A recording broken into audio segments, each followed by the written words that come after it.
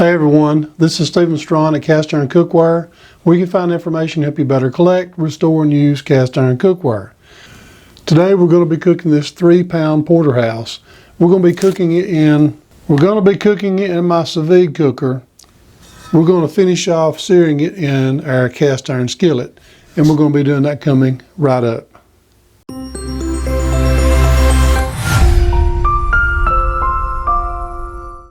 Before we get started, I do want to say another great big thank you to everyone that has purchased my cast iron seasoning, Easy Beezy cast iron seasoning. Now it comes in a stick, which makes it really easy to apply to your cast iron, thus the name Easy Beezy. So I just want to say I appreciate everyone for their support. The purchase of this product does help keep this channel going, and I appreciate you so much. So let's get on to cooking this monster steak. I do want to give a shout out to the meat department at Johnson's Foods in Atala, Alabama for cutting this beautiful porterhouse for me. Now, it's a lot more than I can eat, so we're going to make it a family event. One thing I learned from the channel Sous Vide Everything is a thicker piece of steak does so much better in the sous vide than a thin piece. Now, it's going to be cooked through and through, so it's going to be a beautiful thing when it's done. Now there's a lot of people cooking using the sous vide method, and I thought I'd give it a try, and I really love it. The only thing, it doesn't have a good sear, so there's where the cast iron comes in. Nothing sears like cast iron does. So let's take a look at what we've got. So first off, we're going to take our packaging off of our steak. One thing about a steak, you want some really good marbling through there. Now this is the New York strip side, and this is the fillet side of the porterhouse, and it is beautiful. Now the vacuum bags that I have are not large enough for this monster steak, so I'm going to go ahead and use a regular baggie while we set it in the refrigerator all night. I'm going to go by and pick up some large vacuum bags, and we'll reseal it just before we put it in the sous vide water tomorrow. Now I'm going to season it really well. I'm going to put kosher salt, and then I'm going to use ground black pepper, and I'm going to go ahead and let it be ground kind of coarse. And also I have garlic. We're going to give that a little bit of a pat. Then we're going to flip it over.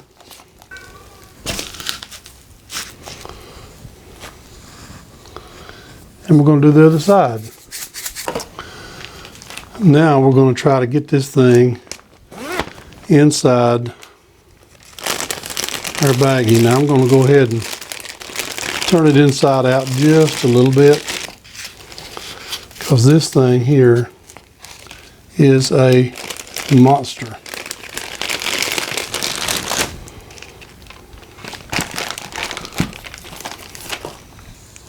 Last but not least, I'm going to put a couple of sprigs of rosemary.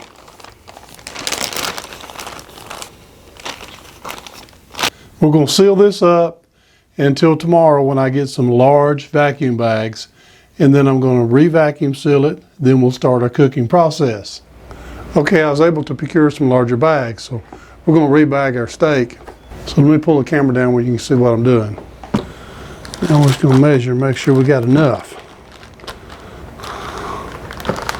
I'm going to take a chance. I'm going to go ahead and get a little extra, just so I have something to seal. We're going to turn this inside out just a little bit so we don't have problems with our seal getting wet.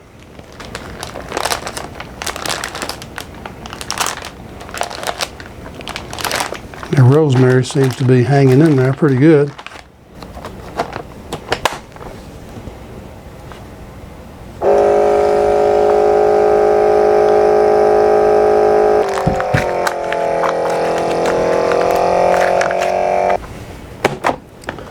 Our light is off.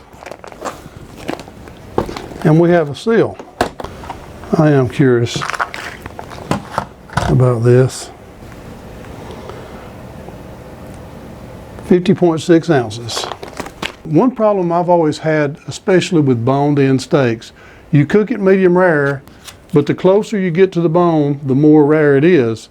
And if you like it medium rare, by the time you get to the bone, you are absolutely rare. And if you want it well done, you will still have a rare steak toward the center. Now, well done is not your friend. So let's get our sous vide machine prepped and ready. Now, I'm sure that this is not going to be big enough for my steak. Now, if you were just cooking a New York strip, 3 or 4 of them, by the way, or a ribeye or something smaller, something more in the 12, 16 ounce range, but not a 50 ounce range. It's not going to really work on this. I'm just going to take all these little separators out, and I'm going to fold down my little tray, and I'm going to use it as a separator. That way water can circulate. And I'm just going to lay it right on top of it like that. That way I'll have good circulation. I'm going to put this in there as like a little separator. Now definitely you do not want to turn on your sous vide machine unless it is completely submerged on the element part of the sous vide machine, because it will burn it out.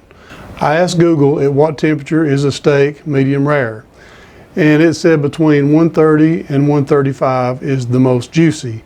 So I'm going to go ahead and split the difference, and I'm going to set it for 133. And you can really set it for 132.5. So I'm just telling you, you can go up in 1/2 degree increments. And that's what we're going to do. We're going to go ahead and start it. We want to set the timer. It's already measuring the water temperature. I'm going to set the water temperature for 133, and what this really neat, this can go up in 1/2 degree increments. So if you cook it at 133.5 degrees, or if you cook it at 133 and you don't like it, and it's almost perfect, you can raise it 1/2 degree. So here we go. Now we're going to set the timer. Okay. There we go. Now it's humming along pretty good.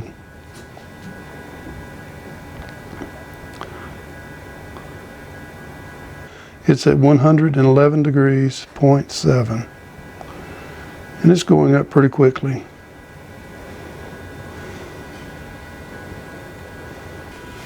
Whenever it reaches temperature, the timer starts. We'll get exactly 3 hours at 133 degrees. Okay, our timer is up. It's been 3 hours at 133 degrees. So we're going to go ahead and get it out. Make sure you cut your sous vide off, and make sure it goes off before you pull it out, because like I said earlier, you will burn the element up. So let's go ahead and pull the camera down and take a look. Okay, now let's take a look here.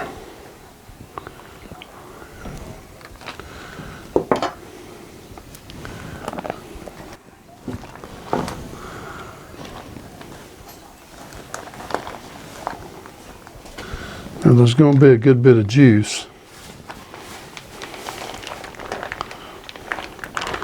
And we want it to dry. So we've got these paper towels that we're setting it on. And we're also going to pat it dry. Okay. And then we're going to carry it to our oven and we're going to sear it. Now I've already got my skillet in the oven at 500 degrees and it's already been preheated. We're going to sear it on the stovetop. Okay, we're going to go ahead and get our grill pan out of the 500 degree oven, and it is hot. You can tell by the smoke coming off of my fingers. Now we're going to go ahead and drop this in straight.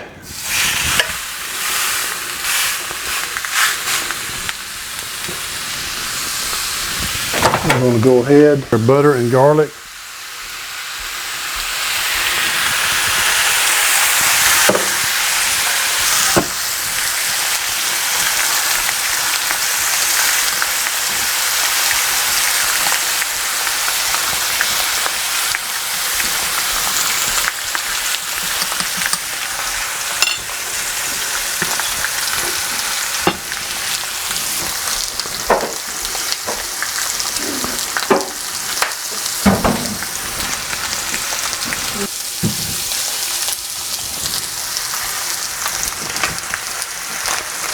Now I'm going to turn it straight over.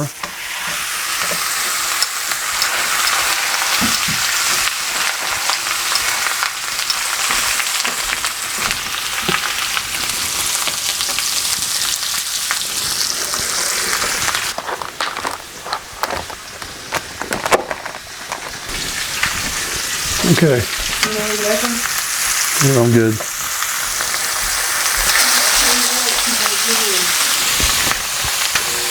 Make sure we got our vent fan on.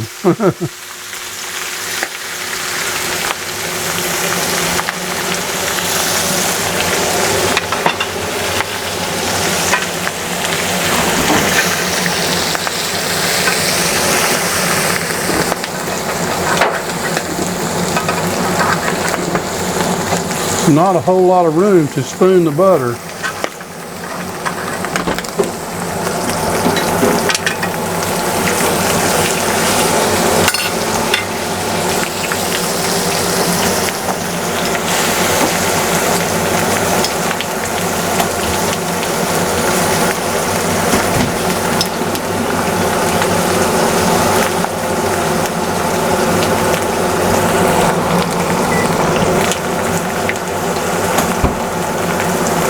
And when we flip it back over, we're going to change the direction.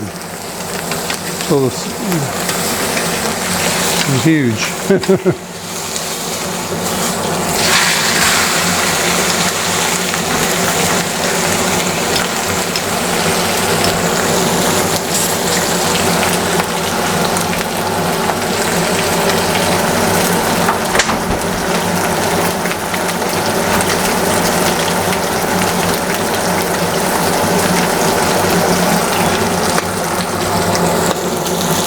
Okay.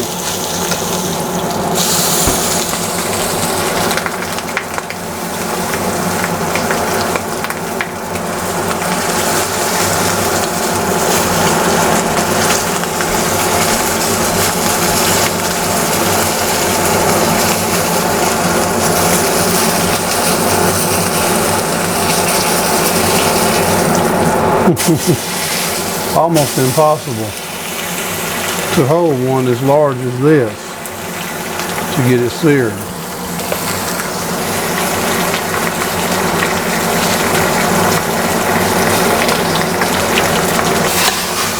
Okay.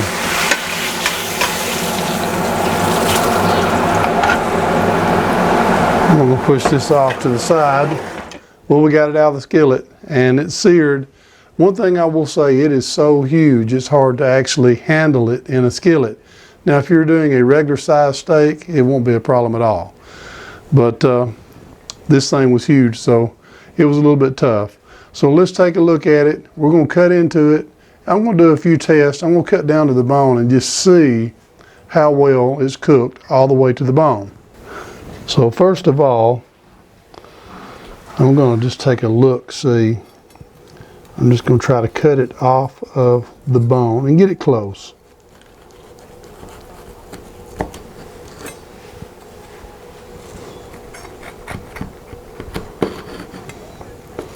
Because that's the part I'm really concerned about, is the part close to the bone.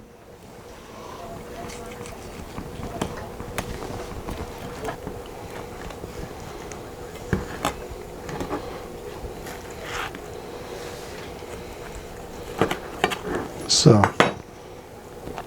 close up, we have it's pink but not red. And that's telling me it's cooked all the way up to the bone. And that's where I usually have issues with a piece not being cooked. Some cuts here. Let me get it turned where the camera can get it.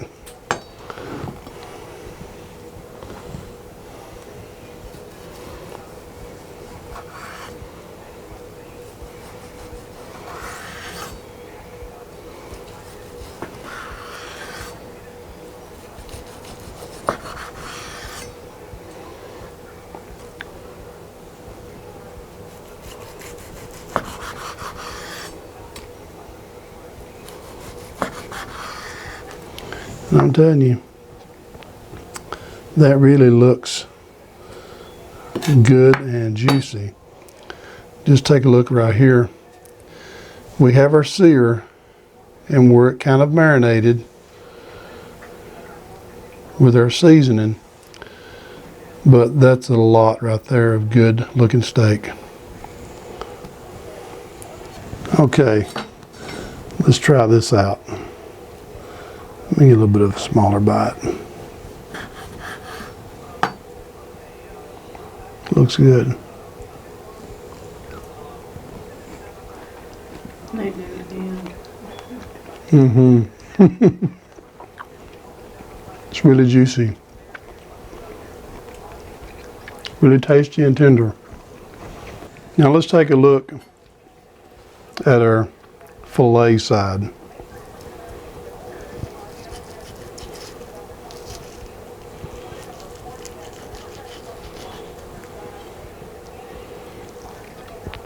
You can tell that's tender, it's just flopping.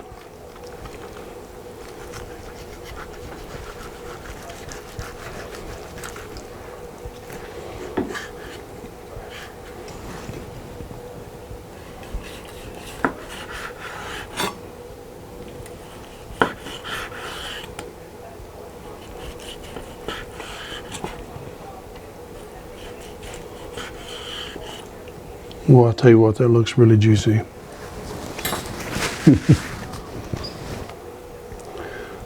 Let's see. Now there we go. It's all the way through one color. There's no banding except for the searing on the edge. Perfectly medium rare. So let's get a bite of this part. It's like butter.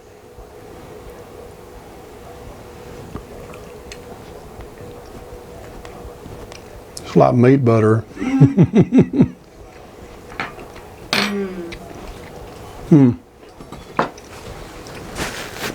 Juicy.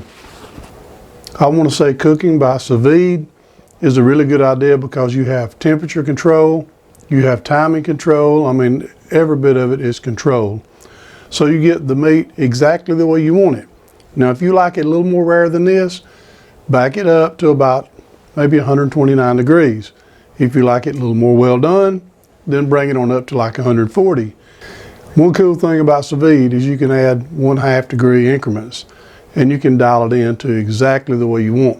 And you won't be having a piece of steak that's well done on one side and then medium rare on one part and then all the way rare close to the bone. It'll be even all the way through. And by the way, the cast iron sear is what makes it really good. But I did want to share the Sous Vide system with you guys, and I think I really like it. I just want to say I hope that you've enjoyed this video, and if you have, please do not forget to subscribe, hit the notification bell, and I promise to keep more of them coming. Check out Cast Iron Cookware on Facebook, Instagram, and Twitter. We also have a Facebook group that we would really love to have you be a part. It's full of people who love cast iron and love sharing. You can also sign up to receive emails from Cast Iron Cookware. I try to send them out at least once a month. I'm not very steady, I'm a little bit erratic, but I do share things that don't normally get shared in the video. So check that out as well. I will leave a link to all of these sites in the video description.